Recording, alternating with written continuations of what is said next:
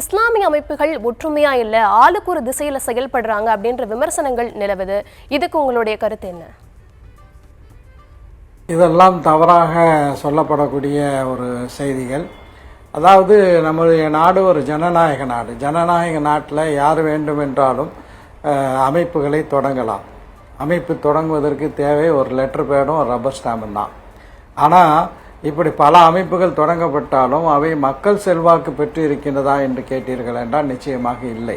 ஆனால் தமிழ்நாட்டில் இருக்கக்கூடிய மக்கள் செல்வாக்கு பெற்றிருக்கக்கூடிய முஸ்லீம்கள் அதிகமாக இடம்பெற்றிருக்கக்கூடிய அரசியல் கட்சிகள் நிச்சயமாக ஒருமுக நிலைப்பாட்டை எடுத்து தான் கடந்த காலங்களிலிருந்து தொடர்ந்து பயணித்து வருகிறோம்.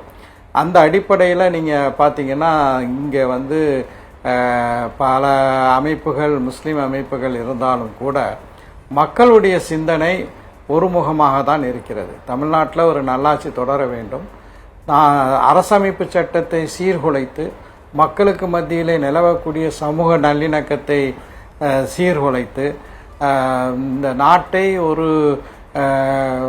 ஒருமுக ஆட்சியின் பக்கம் அழைத்து செல்லக்கூடிய பாஜக அதை சார்ந்தவர்களுக்கு நிச்சயமாக சரியான ஒரு பாடத்தை நான் ஏற்கனவே குறிப்பிட்டது மாதிரி சிறுபான்மை மக்கள் அல்ல அனைத்து மக்களும் கொடுப்பார்கள். அதில் முஸ்லீம் அமைப்புகள் மக்கள் ஆதரவு பெற்ற முஸ்லீம் அமைப்புகள் எல்லோரும் ஒரே வரிசையில் தான் இருக்கிறார்கள்.